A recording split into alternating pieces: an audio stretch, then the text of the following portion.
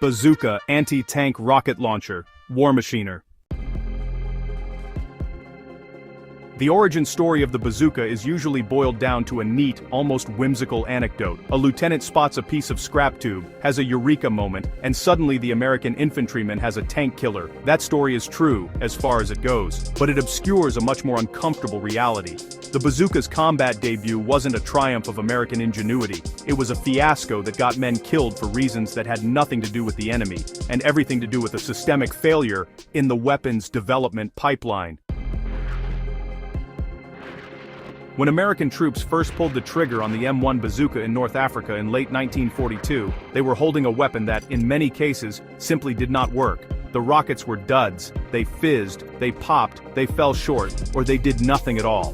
This wasn't a design flaw that slipped through, it was a reality known to the Ordnance Department before the first ship sailed. The decision was made to field the weapon anyway, not because it was ready, but because the threat of German armor was so psychologically daunting that having a non-functional anti-tank weapon seemed better than having none. This decision, and the hard lessons it forced, would shape infantry doctrine for decades. The story of the bazooka is not just about a tube and a rocket, it is about the gap between technological promise and battlefield reality, and the price paid to close it.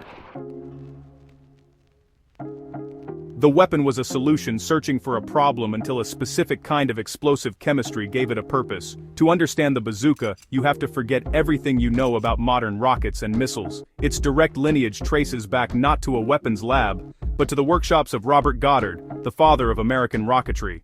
During World War I, Goddard, working at Clark University and later at Mount Wilson Observatory, developed a tube-fired rocket for the Army Signal Corps. He successfully demonstrated it at Aberdeen Proving Ground in November 1918, but the armistice 5 days later ended interest in the project. The idea of a military rocket lay dormant for 2 decades. What revived it was a separate breakthrough in explosives, the shaped charge. By the late 1930s, Swiss engineer Henry Mohaupt was doing crucial work for the Allies on the Monroe effect, developing a grenade that could focus its explosive energy into a jet of molten metal capable of punching through armor. This was the M10 grenade, but it was a delivery problem waiting for a solution. It weighed 3.5 pounds, too heavy to throw effectively, and too powerful to fire as a standard rifle grenade without destroying the rifle. The only way to use it was to slap it onto a tank by hand, a tactic that required a level of courage that bordered on suicide. The marriage of Goddard's rocket motor with Mohaupt's shaped charge was the only logical answer, but it took a crisis to force that marriage to happen. The improvised test that won the contract actually concealed a deep and, honestly, pretty dangerous flaw in the weapon's manufacturing. The famous scrap tube moment belongs to Lieutenant Edward Uhl, who was tasked by his superior, Colonel Leslie Skinner, with creating a delivery system for the shaped charge. The story is accurate. Uhl saw a steel tube, realized it could shield the soldier from the rocket's exhaust, and just like that, the bazooka was born. The first live-fire test was so ad hoc that Uhl wore a welding mask, and the sights for the critical Aberdeen demonstration in May 1942 were bent from a coat hanger with a broken nail. It was a real testament to ingenuity, and it worked. It hit a moving tank when competing mortar systems just couldn't. General Gladian Barnes, watching the test, famously remarked on its resemblance to comedian Bob Burns's novelty musical instrument, and the name stuck. General George Marshall ordered 5,000 on the spot. But the breakneck speed from prototype to production, well, it bypassed the normal process of rigorous field testing. The M1 launcher and its M6 rocket were rushed into mass production. By the time they were issued to troops for Operation Torch in North Africa, the manufacturing defects were, unfortunately, baked in. The rocket's ignition system was unreliable, the motor often failed to achieve proper thrust, and in the humid, sandy conditions of North Africa, the electrical system was just prone to failure. The troops, who had received almost no training, Eisenhower himself was reportedly shocked to discover this on the eve of the invasion, were left holding a tube that was more of a burden than a weapon. The failures in Tunisia forced a brutal reassessment, but the solution was not just a better rocket. The combat debut in Tunisia was, honestly, a disaster. German tank crews reportedly laughed at the impotent American efforts. The official history records the M1's performance as discouraging, which is, well, a polite way of saying it was a death trap. the weapon was temporarily withdrawn from issue in May 1943, but instead of scrapping the program, the Ordnance Department went back to work. The lesson, learned in the desert, was not just about technical reliability, it was about the need for a holistic approach to a weapon system. The solution was the M1A1, which simplified the electrical system and improved the rocket motor, resulting in the M6A1, but more importantly, the development cycle began to incorporate feedback from the user. By 1944, the M9 variant represented a complete rethink.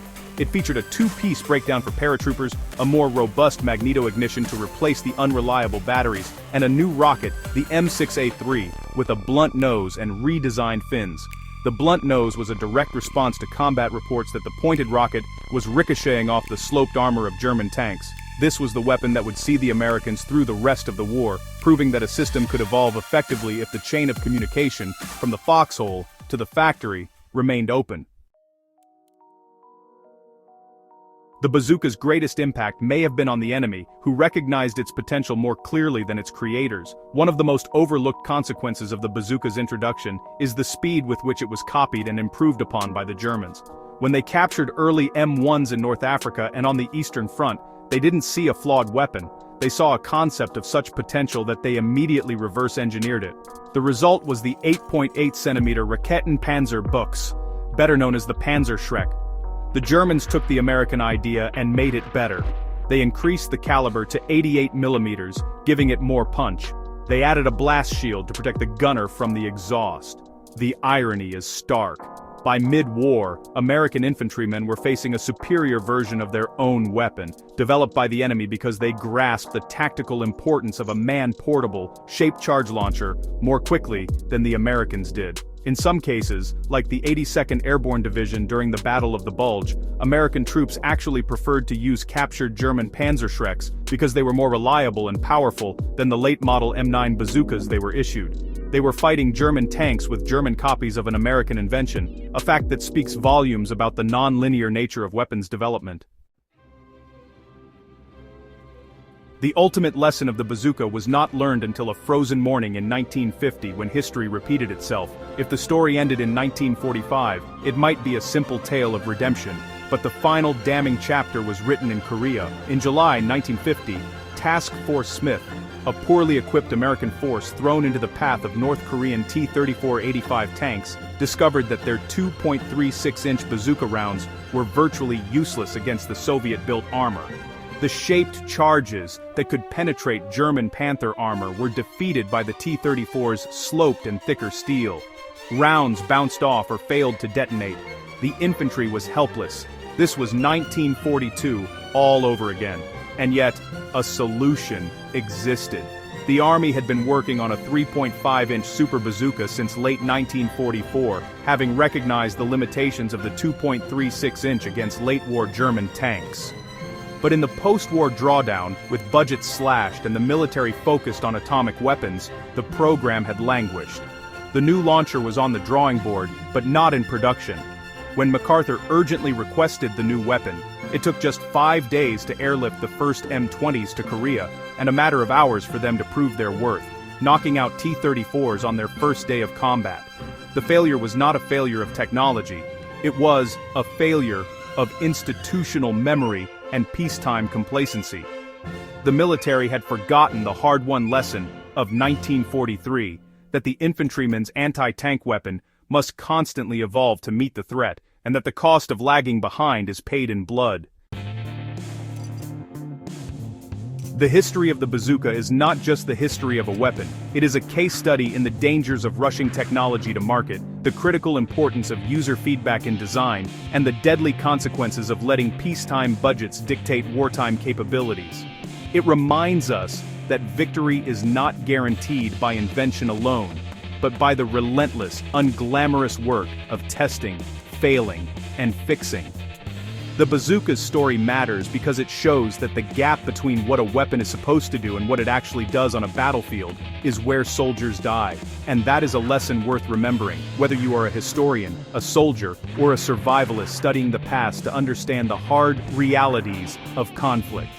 If you value deep, unflinching looks at the weapons and decisions that shaped history, take a moment to subscribe to War Machiner. Share this video with someone who needs to understand that history is rarely as simple as the legends suggest.